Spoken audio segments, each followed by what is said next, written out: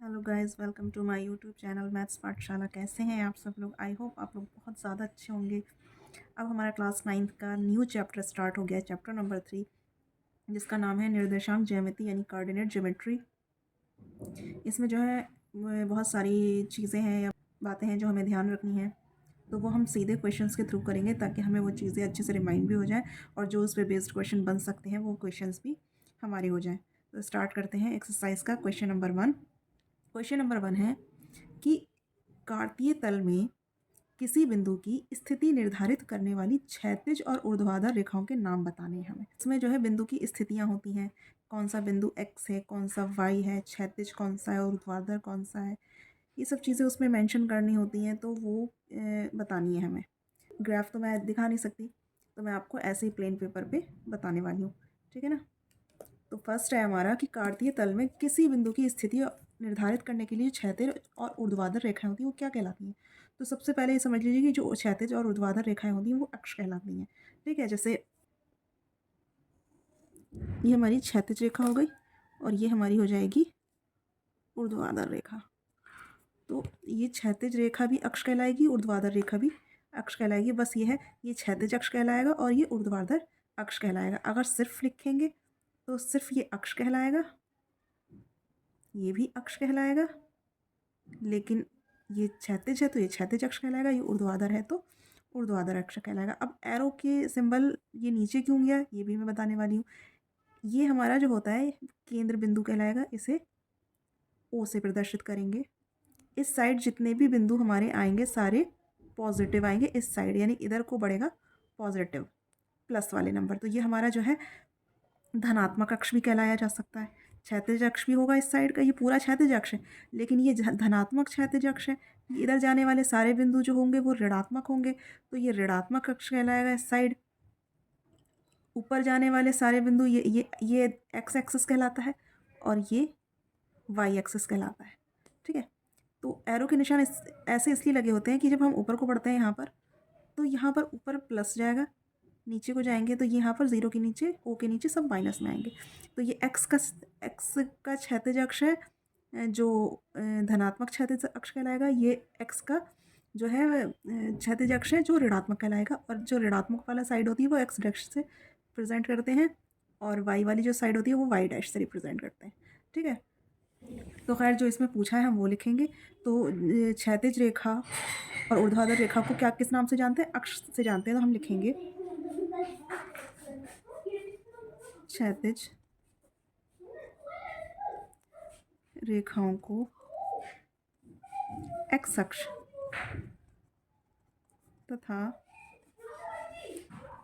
ऊर्ध्वाधर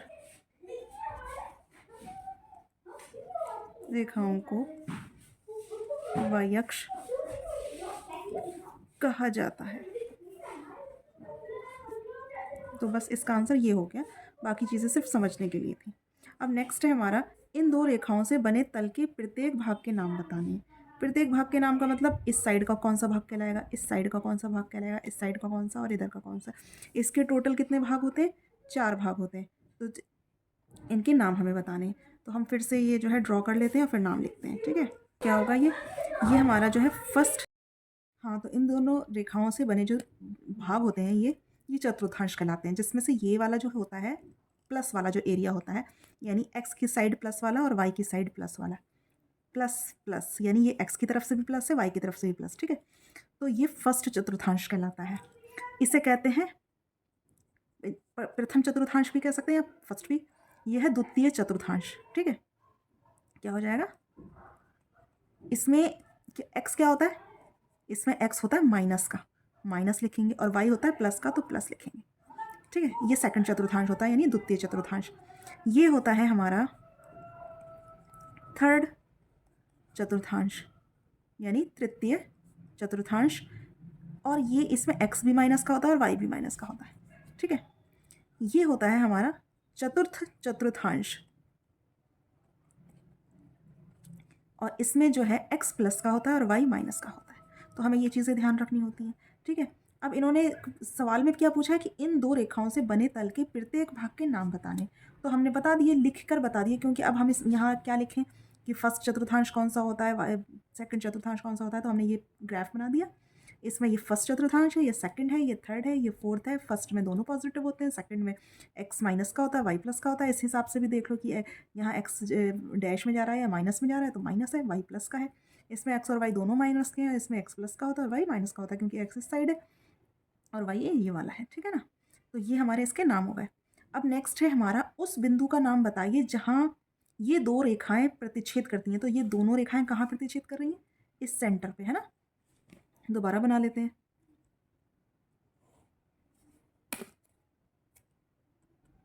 तो ये दोनों रेखाएं जो है कहाँ प्रतिच्छेद कर रही हैं? इस पॉइंट पर प्रतिच्छेद कर रही हैं। तो ये प्रतिच्छेदन बिंदु क्या कहलाता है? ये हमारा कहलाता है मूल बिंदु। क्या कहलाता है? मूल बिंदु। मूल बिंदु पर, मूल बिंदु के जो निर्देशांक होते हैं वो क्या होते हैं? 0 0 0,0। ये एक्स प्लस साइड का, ये माइनस साइड का है, ये वाई प्लस साइड का, ये वाई माइनस साइड का है। तो Y Y dash X X से जो है रिप्रेजेंट कर दो, और इस तरह से हमारे एक्सेस बन जाते हैं, और ये हमारा मूल बिंदु हो जाता है, ठीक है। अब हमारा नेक्स्ट क्वेश्चन है, दी गई आकृति देखकर निम्नलिखित को लिखिए। निम्नलिखित को लिखिए का मतलब ये है कि ये सारी चीज़ें दे रखी हैं, इसको देख करके हमें इन सब के बारे में बताना होगा। जैसे बी के निर्देशांक पूछें, ये हमारा बी है, इसके निर्देशांक बताने। तो हमें ये देखना है ये बी पॉइंट जो है वो एक्सिस पर कहाँ आ रहा है और किस किस पॉइंट को मिला रहा है। तो देखिए यहाँ पर एक्स एक्सिस जो है माइनस का है, तो बी के निर्देशांक हो जाएंगे, एक्स की जगह पर माइनस आ जाएगा, और वाई, देखिए एक्स माइनस है ना, -5, देखिए इसी बिंदु पे तो आ रहा है। वाई कहाँ है? वाई पे ये 2 पर है, और ये ऊपर वाला जो साइड होता है वाई का वो प्लस होता है, तो -5,2 हमारे बी के निर्देशांक हो गए। तो हम लिख देंगे -5,2। और एक चीज़ और, हमारा जो ये एक्स का जो निर्देशांक होता है, एक्स का, इसे भुज कहते हैं, और सेकंड वाला जो वाई का होता है उसे कोटि कहते हैं। तो ये भुज हो गई हमारी, और ये हो गई कोटि। अब सी के निर्देशांक बताने हैं। सी हमारा देखिए ये रहा, इसके निर्देशांक कहाँ कहाँ जा रहे हैं? देखिए एक्स एक्सिस पर ये 5 पर जा रहा है, एक्स एक्सिस पर जा रहा है 5 पे, तो 5 लिखेंगे। वाई एक्सिस पे जा रहा है -5 पे, तो -5 लिखेंगे। तो सी के निर्देशांक क्या होगा? 5, -5, ठीक है। उसके बाद थर्ड वाला पॉइंट है, निर्देशांक -3, -5 द्वारा पहचाना गया बिंदु। अब हमें बिंदु को पहचानना है कि -3 और -5 पर कौन सा बिंदु है, ठीक है। तो -3 एक्स पर -3 है, यानी कि ये ऋणात्मक साइड में देखेंगे तो देखिए -3 ये रहा, ये रहा -3, है ना। हम नीचे जाएंगे, -3 और -5 देखिए ये रहा, ये यानी -3 -5 ये वाला है, -3, -5 ये है। तो ये कौन सा बिंदु है? ई। तो हम लिखेंगे बिंदु ई से पहचाना जा रहा है, ठीक। सीधे बिंदु ई लिख दीजिए, पूरा लिखने की ज़रूरत नहीं है। अब नेक्स्ट है हमारा निर्देशांक 2 -4 द्वारा पहचाना गया बिंदु। 2 यानी ये प्लस साइड है, एक्स की प्लस साइड है। 2 ये रहा, देखिए एक्स की प्लस साइड, और 4 माइनस का है तो नीचे जाएगा। 4 देखिए माइनस साइड, ये रहा, यानी कि 2 प्लस का है और 4 देखिए यहाँ पर माइनस का, यानी कि ये जी वाला पॉइंट है, ये 2, -4 है। देखिए एक्स पर 2 है, वाई पर -4, ठीक है। तो जी वाला पॉइंट है, तो लिखेंगे बिंदु जी, ठीक। बिंदु एच की कोटि हमें पता होना चाहिए, और ये चीज़ हमेशा याद रखिएगा कि जो भुज होता है वो होता है एक्स, कोटि होती है वाई। तो इन्होंने लिखा है बिंदु एच की कोटि, यानी बिंदु एच पर जो वाई का पॉइंट होगा हमें वो लिखना है। तो बिंदु एच कहाँ है? देखिए बिंदु एच रहा ये, इस पर वाई का पॉइंट, यानी ये वाला पॉइंट, ये देखिए वाई है ना, वाई, तो वाई का पॉइंट है -3। पहले तो हम इसके निर्देशांक ही लिख लेते हैं। एच जो है -5, एक्स की तरफ -5 है और वाई की तरफ -3 है। तो बिंदु एच की कोटि यानी वाई का जो पॉइंट है -3 है, तो बिंदु एच की कोटि यानी वाई जो है -3 है, ये लिख देंगे, ठीक। उसके बाद इन्होंने लिखा है बिंदु एल के निर्देशांक। एल के निर्देशांक मतलब एक्स और वाई पूरा पॉइंट बताना है। एल कहाँ है? एल देखिए ये रहा।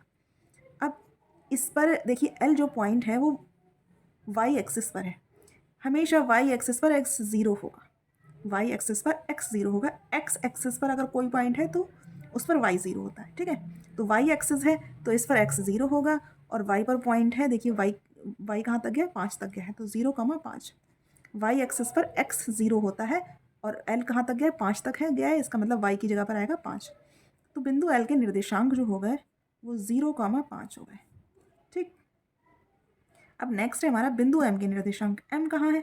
एम देखिए ये एक्स एक्सिस पर ये रहा, ठीक है। अब एक्स एक्सिस पर हमारा वाई 0 होता है, तो 0 वाई की जगह पर हमने 0 लिख लिया क्योंकि ये एक्स एक्सिस पर है, और ये एक्स एक्सिस पर कहाँ से शुरू हुआ है, -3 से शुरू हुआ है, तो -3 लिख लेंगे। ठीक है, तो ये m के निर्देशांक होंगे। इस तरह से हमने इसको देख करके इनकी आंसर बताए हैं। ठीक है, आई होप आपको समझ में आए होंगे अच्छे से। मिलती हूँ मैं आपसे नेक्स्ट वीडियो में, तब तक के लिए keep watching, keep learning and keep smiling. Take care, bye bye.